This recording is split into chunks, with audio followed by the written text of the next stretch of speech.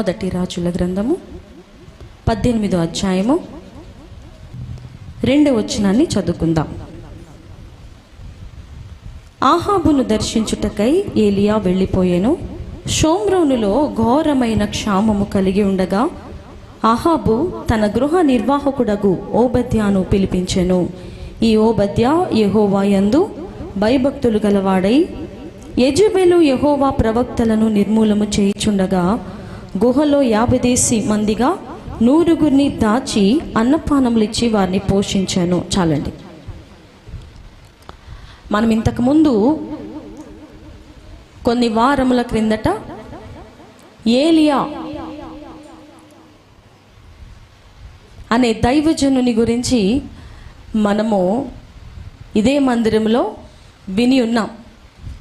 ఎక్కడ ప్రారంభించబడతారు ఏలియా, ఎక్కడ ఆయన ఏమేమి చేశారు అనే అనేకమైనటువంటి అంశముల గురించి, ఏలియా అనే దైవజనుని యొక్క క్యారెక్టర్, ఆయన యొక్క విధి విధానాలు, ఆయన యొక్క భక్తి మార్గము అంతా కూడా మనం విని ఉన్నాం.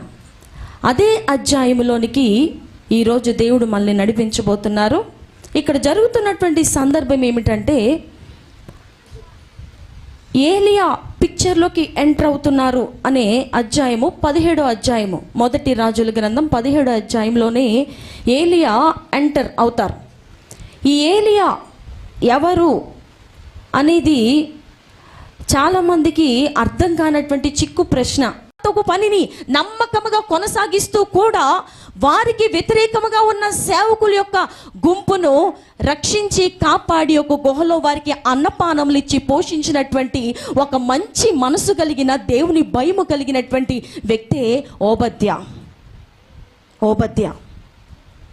ఎంత కష్టతరమో కదా ఈ రోజుల్లో. ఒక విగ్రహారాధన కుటుంబం అనగా దేవుని ఎరుగనటువంటి కుటుంబం, దేవుని విధి విధానములకు, దేవుని వాతావరణములకు దూరముగా ఉండినటువంటి కుటుంబాలు మనకి తెలిసి ఉంటాయి. వారి గృహాలకి మనం వెళ్ళవలసి వచ్చుచుండును. వారి ఫంక్షన్లకు, పార్టీలకు మనం అప్పుడప్పుడు తారసపడవలసి వచ్చిన సందర్భాలు మన ముందు అయి ఉండొచ్చు. కానీ మనం ఆ ఇళ్లలో పని చేస్తున్నా, ఆ ఇంటిలో మనం వెళ్ళి వస్తున్నా, వారి ఇంటి పక్కనే మనం ఉంటున్నా, వారు మన ఇంటికి వచ్చి ఉండినా, మనము వారి ఇంటికి వెళ్ళి ఉండినా, దేవుని యందు భయభక్తులు కలిగిన వారు ఎప్పుడు చూసినా, ఎక్కడ చూసినా, ఏ గృహంలో ఉండినా వారు తప్పిపోరు. దేవుని యందు భయభక్తులు కలిగే ఉంటారు. వారు వీరి తట్టు తిరిగేటట్టే ఉంటారు తప్ప ఈ దేవుని యందు భయభక్తులు కలిగిన వారు తట్టు తిరిగిపోరు. ఎంతమంది ఈ రోజున తప్పిపోయిన వారిని మనం చూస్తాం. అంటేనండి, మేము ఒక దేవుని ఎరుగినటువంటి అన్యుల కుటుంబాల్లో పని చేస్తూ ఉంటామండి.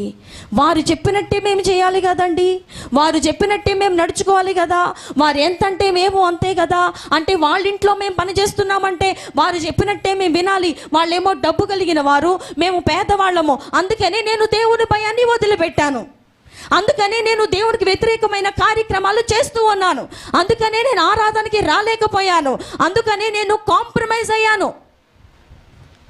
అర్థమవుతుందా అండి? దేవుని కొరకు ఎక్కడ ఉండినా సరే కాంప్రమైజ్ అవ్వనటువంటి ఓబద్యాలు ఈ సంఘాలలో పైకి లేవాలని దేవుని యొక్క చిత్తము, ప్రేమ అయి ఉన్నది. ఓబద్యా లిటరల్గా చెప్పాలంటే ఒక విగ్రహారాధన కుటుంబంలో అన్నీ చేస్తున్నాడండి, అన్నీ చేస్తున్నాడు. వారు చేసే ప్రతి క్రియ కూడా తినే చూసుకోవాలి. గృహ నిర్వాహకత్వం అంటే ఏంటి? Everything should be done under his control. ప్రతిదీ కూడా తన చేతుల కింద జరగవలసి ఉంది. ఏది తేడా వచ్చినా సరే తల తీసేంత పని జరుగుతుంది. ఎందుకంటే రాజు కాబట్టి. రాజ కుటుంబంలో ఉంటూ రాజుకు సైతము భయపడకుండా ఎంత డేరింగ్గా సేవకులు ఒక పక్కన చచ్చిపోతున్నారని వినపడినప్పుడు పరుగున ఏమి సాకు చెప్పాడు, ఆ ఇంట్లో ఏమని మేనేజ్ చేశాడో తెలియదు, కానీ 100 మంది సేవకులు మాత్రం కాపాడాడు. ఎంతమందిని? 100 మందిని. ఎంత డేరింగ్ ఉండాలండి ఆ పని చేయాలంటే, ఎంత గట్స్ ఉండాలండి ఆ పని చేయాలంటే, ఎంత మేనేజింగ్ మైండ్ ఉండాలండి అంత పని చేయాలంటే. సాకులు చెప్పుకుంటూ పోతే ఎవరు ఓబద్యాన్ని నువ్వెందుకు రక్షించలేదని అడగరు. ఓబద్యాన్ని ఎందుకు సేవకులు చచ్చిపోతుంటే కనీసం బాధ్యత లేదు నీకు అని అనరు. మేకప్ వేసుకుని వేషధారణగా ఓబద్య బ్రతికితే ఎవరు కాదనరు.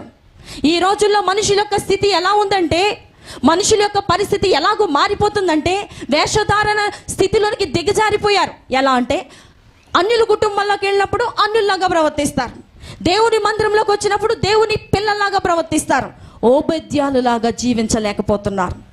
బంగారం ఎక్కడున్నా బంగారం ఎలా అవుతుందో, అది బురదలో పడేసినా అది బంగారమే, ఏ దేశానికి తీసుకుపోయినా అది బంగారమే. ఓబద్య విగ్రహారాధన కుటుంబంలోనికి వెళ్ళినా, అన్యాచారాలు కలిగిన కుటుంబంలోకి వెళ్ళినా తాను చేయవలసిన కర్తవ్యాన్ని పక్కన పెట్టలేదు. అది ఇవాళ మన సబ్జెక్టు. మరి నీవు నేను మన యొక్క బాధ్యతను, మన యొక్క రెస్పాన్సిబిలిటీని, మన యొక్క కర్తవ్యాన్ని, మనం చేయవలసిన వాటిని అనేక సార్లు విస్మరించుచున్నాం. ఇది పరిశుద్ధాత్మ దేవుడు బాధపడేది మన విషయాల్లో. అవును, బోళ్ళని పనులు ఉంటాయి, పనులు లేకుండా ఎవరు ఉంటారు? చదువు లేకుండా ఎవరు ఉంటారు? లేకపోతే ఉద్యోగాలు లేకుండా ఎవరు ఉంటారు? ఏమి చేయకుండా ఎవరు ఉంటారు? ఆరాధన సమయానికి ఎక్కడున్నా సరే పరుగు పరుగునొచ్చి దేవుని సన్నిధిలో వాలిపోయేదే నువ్వు ఈ రోజుల్లో ఉన్నటువంటి ఒక ఉపద్యావి. అలా కాకుండా, అలా చేయకుండా సాకులు చెప్పుకుంటూ మేము అక్కడికి వెళ్ళాము, మేము ఎక్కడికి పోయాము, మాకు అంత అవసరమో ఎంత అవసరమో. సేవకులు చచ్చిపోతుంటే ఓబద్యకి ఏమిటండి అసలు? ఓబద్యకి అంత బాధ్యత అవసరమా? ఓబద్యకి అంత రెస్పాన్సిబిలిటీ అవసరమా? తాను చేయవలసిన పని చేయకుండా, అది కూడా రాజుగారి ఇల్లు, రాజుగారి గృహములో గృహ నిర్వాహకత్వ పని జరిగిస్తున్నాడు అంటే ఎంతటి సీరియస్నెస్గా చేయాలి? రాజు అంటే మాటలా? రాజు మాట ఎంత వేదవాక్కు కింద పాటించే రోజులవి. ఆయన తల తీసేయమంటే ఉంచగలిగిన నరుడు ఎవరైనా ఉన్నారా? ఆయనకి ఏదైనా ఒక స్మెల్ వచ్చిందంటే ఎవడ్రా నువ్వు, నిన్నిక్కడే చంపేస్తానని కనికరము, జాలి, దయ లేనివారు కదా వారు. అలాంటి స్థితిలో ఉండినప్పుడు ఈ ఉపద్యకు అంత ధైర్యం ఎట్లా వచ్చిందండి అసలు? ఈ రోజున కొంతమందిని చూసినప్పుడు భలే ఆశ్చర్యం అనిపిస్తూ ఉంటుంది. ఆ భర్త దేవుని సన్నిధికి వస్తారు, ఆ భార్య దేవుని సన్నిధికి వస్తారు, పిల్లలు దేవుని సన్నిధికి వస్తారు. ఇంకా వారి జీవితాల్లో లోక సంబంధమైనటువంటి క్రియలు అలాగే ఉంటాయి. ఎవరి కోసం చేస్తున్నారు మీరు ఇవి? ఎవరైనా ఆటంకం చెప్పేవారు ఉన్నారా? ఎవరైనా నువ్వు ఎందుకు ఇలా వెళ్తున్నావు, నువ్వు మందిరానికి వెళ్ళొద్దు అని ఆపేవారు ఇంట్లో ఉన్నారా? అందరూ మందిరానికి వచ్చేవారే, కానీ ఇంకా లోక సంబంధమైనటువంటి క్రియల్లో పాలు పొందొచ్చు దేవునికి భయపడలేని కుటుంబాలు, వ్యక్తులు, మనుషులు చూస్తున్నాం. భక్తి చేయాలంటే అంతటి త్యాగపూరితమైనటువంటి సిద్ధపాటు ఉండాలండి. సిద్ధపాటు. దేవుని కోసం నేను దేనికైనా రెడీ అనే మనసు ఉండినప్పుడే మనం దేవునికి ఇష్టమైన వారం అయిపోతాం. ఓబద్య గురించి ఇక్కడ రాయాల్సిన అవసరం ఏమీ లేదు. కానీ తాను చేసినటువంటి ఒక అద్భుతకరమైనటువంటి క్రియ, పరలోక రాజ్యంలో మెచ్చుకోదగినటువంటి క్రియ ఏమిటంటే, ఎవరో అందించారు, ఉప్పు అందించారు. అయ్యా, సేవకుల్ని యజబెల్ అయినటువంటి మీ అమ్మగారు, మీరు పనిచేస్తున్నటువంటి మీ రాజ్యంలో ఉన్నటువంటి ఆ రాణిగారు చంపేస్తానని చెప్తుంది. చంపేస్తుందంట. ఆ ప్రవక్తలు ఏం చేశారండి అసలు?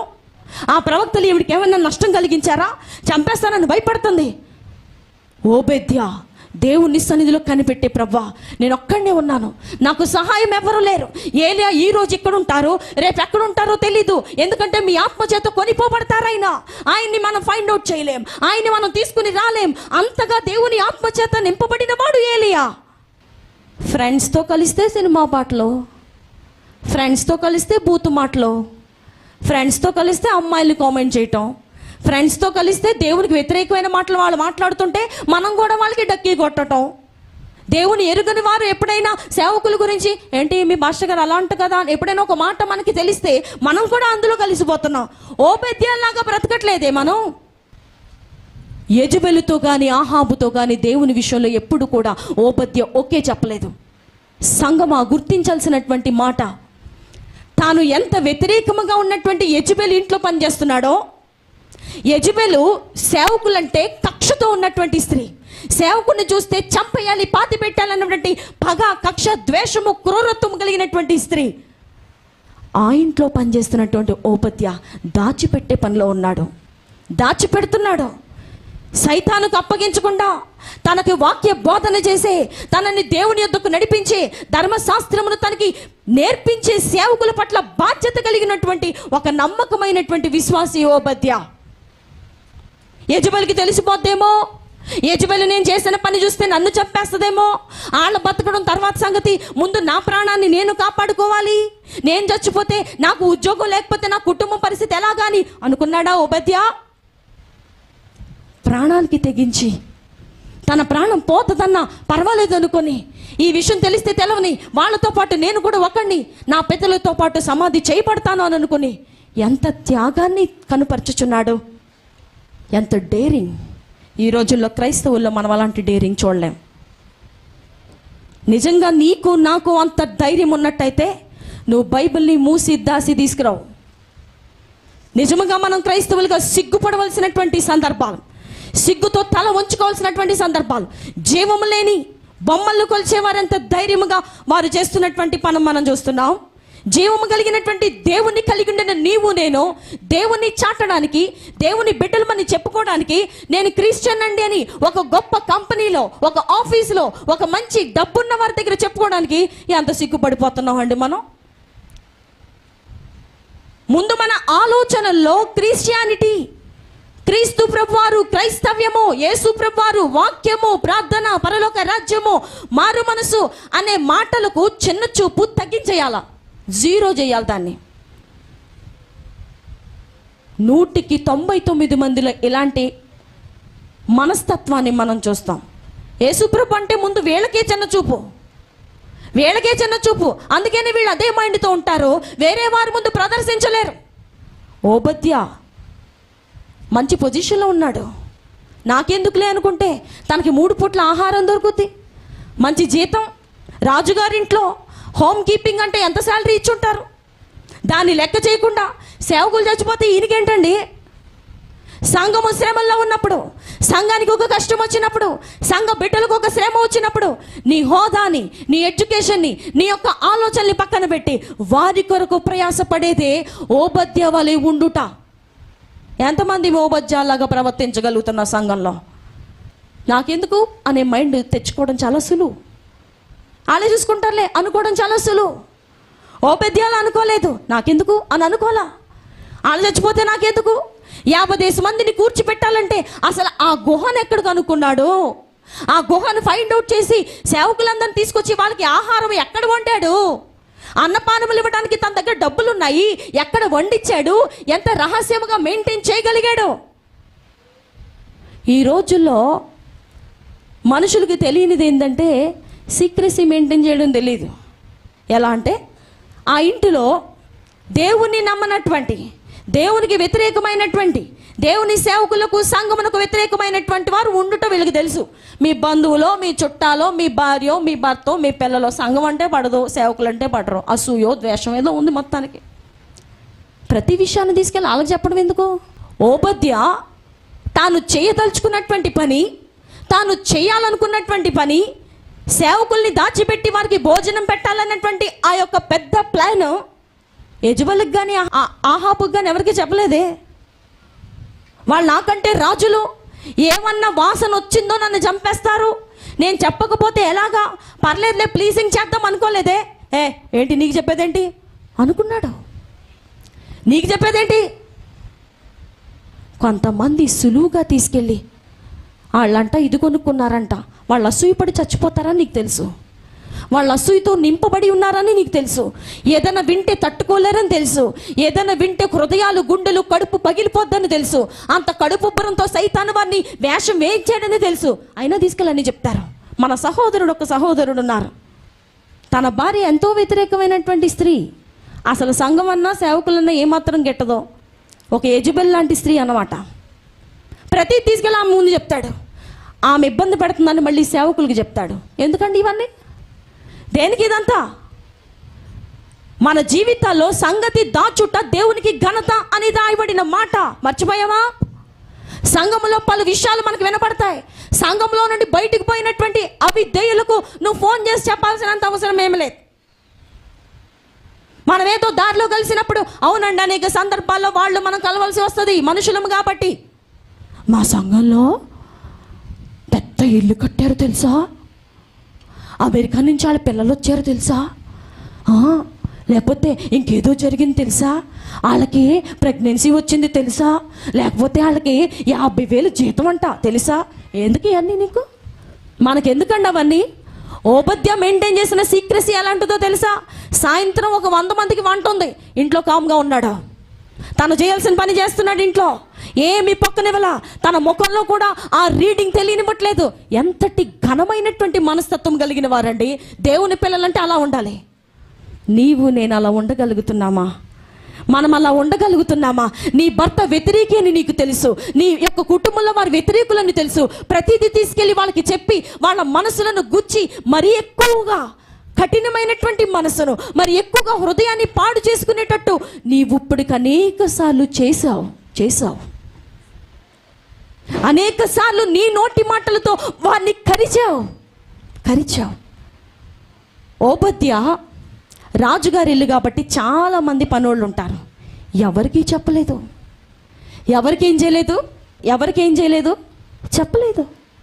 కొంతమందికి ఎదుటివారి విషయాలు పక్కవారికి చెప్పాలంటే వారికి ఎంత ఇష్టమో. మోస్ట్ ఆఫ్ ద పీపుల్ నేను చూసిన వారిలో ఎక్కువగా ఎదుటివారి విషయాలు తెలుసుకొని పక్కవారికి చెప్పుట మనుషులకి వెన్నతో పెట్టిన విద్యగా సైతాను నేర్పిస్తున్నాడు. సంఘాల్లో నేర్పిస్తున్నాడు. మంచి జరిగితే చెప్పుకొని అసూయ పడతారు. ఇటు వినాలందరూ. మంచి జరిగితే చెప్పుకొని అసూయ పడతారు, చెడు జరిగితే చెప్పుకొని ఆనందపడతారు, ఏదైనా వారికంటే ఉన్నతమైన స్థానంలోకి వెళితే బాధపడతారు, అన్నీ చెప్పేసుకుంటారు. ఎవరి విషయమైన ఒక లోటు, ఒక పాటు, లేకపోతే ఒక పని, ఒక కర్తవ్యము వాళ్ళు చేసే ఏదైనా తెలిసిందనుకోండి, ఈ మనసు గుట్టు చప్పుడు కాకుండా లోపల ఉంచుకోవాలనుకోదు. అర్జెంటుగా దీన్ని ఎవరికి ముడేసేయాలి. ఎవరికొకరికి చెప్పేయాలి. ఇప్పుడు అర్జెంటుగా వాళ్ళకి చెప్పాల్సిన విషయం అయితే వాళ్ళకి చెప్పేయాలి, వీళ్ళకి చెప్పాల్సిన విషయం అయితే వీళ్ళకి చెప్పేయాలి. ఒకవేళ పొరుగురులో ఉన్న వాళ్ళకైతే ఫోన్ చేసి చెప్పేయాలి. వేరే రాష్ట్రాల్లో, ప్రాంతాల్లో, దేశాల్లో ఉన్న వాళ్ళకైతే వీడియో కాల్లో చెప్పేయాలి. అర్జెంటుగా ఈ విషయాన్ని చెప్పేసి వారి హృదయాన్ని, నిమ్మలంగా ఉన్నటువంటి సముద్రాన్ని అలలతో, హోరు గాలులతో నింపేయాలి. భర్త 4 మాటలు అన్నారు. దేవుని నమ్మాడు కానీ అంత మారు మనసు లేదు, అంత తగ్గింపు జీవితం లేదు, అంత ప్రార్థనా పరుడు కాదు నీ భర్త. నువ్వు ఎక్కడో దూర ప్రాంతంలో ఉంటున్నావు, అత్తగారింటి దగ్గర, ఎక్కడో ఉద్యోగం చేసే దగ్గర, గబగబా ఫోన్ చేసి అమ్మకి చెప్పాల్సిన పని ఏమిటి? కుటుంబాల్లో సైతాను కూర్చోడంటే టెస్ట్ వేసుకుని ఎందుకు కూర్చోడండి? ఆ కుటుంబంలో ఒక ఓబద్య లాంటి భార్య ఉంటే ఎంత మంచిది.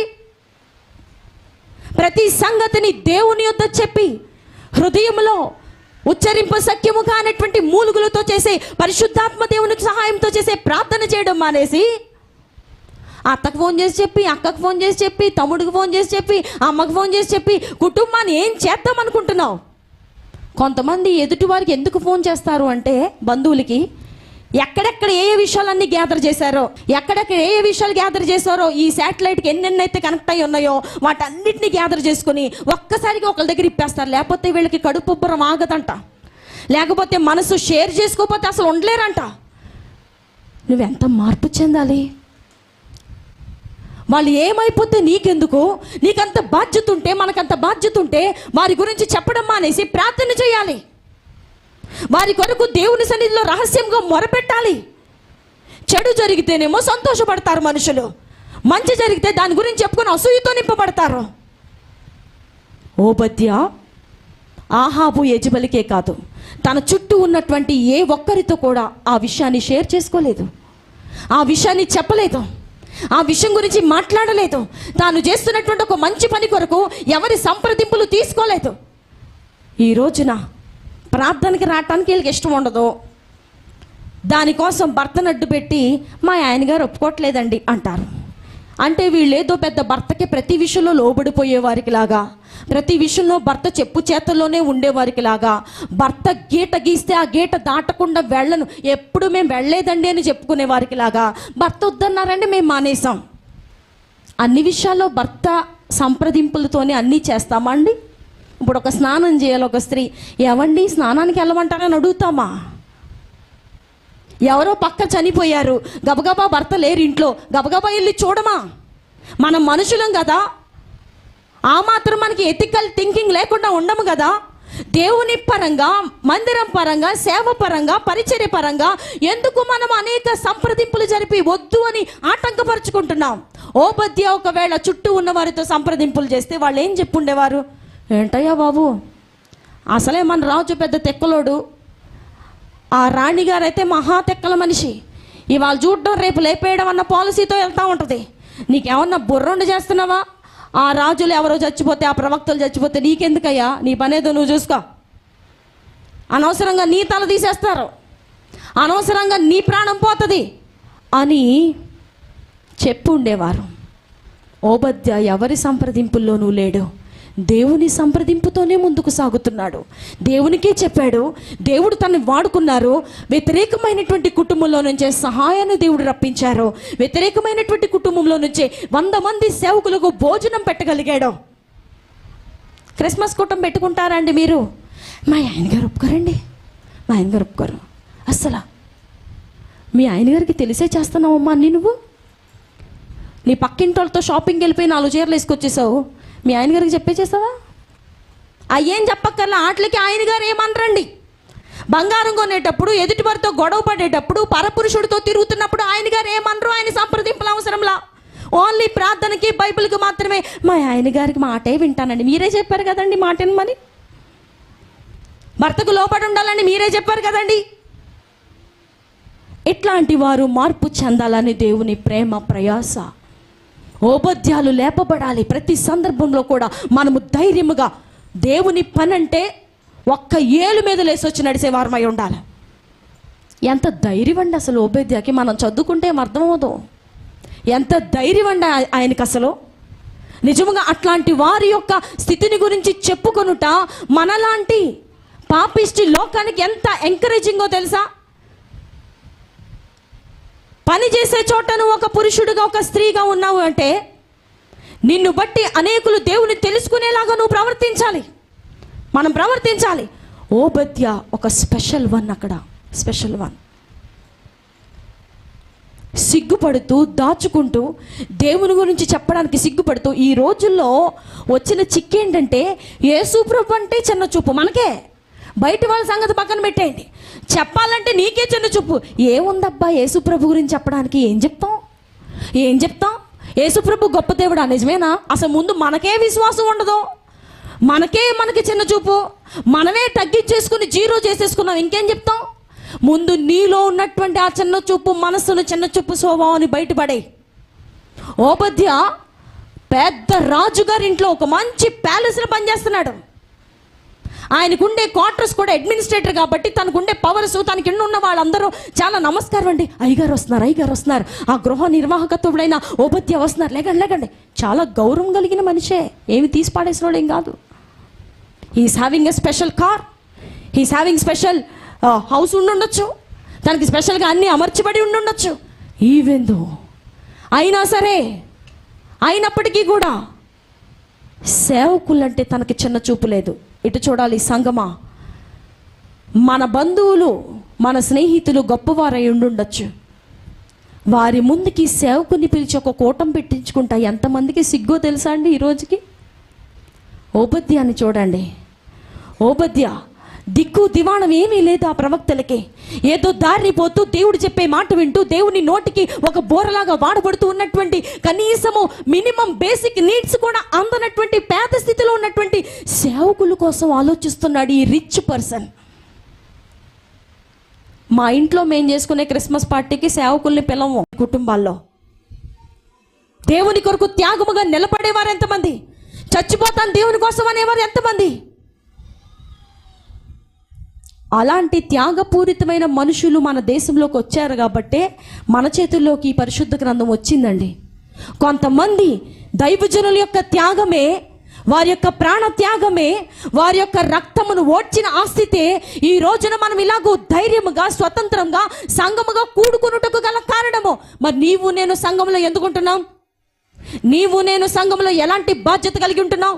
దేవుని నిమిత్తం ఒక ఫ్యాన్ లేకపోతే ఉండలేవు, దేవుని నిమిత్తం ఒక లైట్ లేకపోతే ఉండలేవు, దేవుని నిమిత్తం ఆటోలో ప్రయాణం అంతే చేయలేవు, దేవుని నిమిత్తం ఒక బైబిల్ చదవాలంటే చదవలేవు, కళ్ళు లాగేస్తాయి, దేవుని నిమిత్తం ఒక గంట సేపు ప్రార్థనలో కూర్చోవాలంటే మోకాళ్ళు నడు అన్ని నొప్పులు వచ్చేస్తాయి. బంధువులు ఇంటి దగ్గర సున్నుండలు చేయమన్నారండి, బంధువులు ఇంటి దగ్గర చికెన్ కూర వండమన్నారండి. ఎక్కడా ఓపిక లేని వాళ్ళు కూడా ఆ రోజు ఓపిక వచ్చేస్తుందండి. ఎలా వచ్చేస్తుందో తెలియదు. మందిరంలో ఒక గరిటి తీసట్టు పెట్టరు. ఎట్లాంటి వాళ్ళు బంధువుల ఇంటి దగ్గరికి వెళ్ళి 100 మందికి భోజనాలు వండుతారు, 100 మందికి అన్ని సపర్యలు చేస్తారు. దేవుని కొరకు త్యాగమయ్యి ఖర్చయ్యే మైండ్ ఎక్కడ? ఓబద్యాలు ఎక్కడండి? ఇల్లింద్రపల్లిలో కూటమా? అయ్య బాబాయ్, పొద్దునంతా మందిరంలోనే ఉన్నాం కదండి, 4 దాకా ఇక్కడ ఫస్ట్ తారీఖు ప్రార్థన, మళ్ళీ సాయంత్రం వెళ్ళింద్రపల్లిలో కూటం. అలిసిపోతున్నామండి, అలిసిపోవాలి.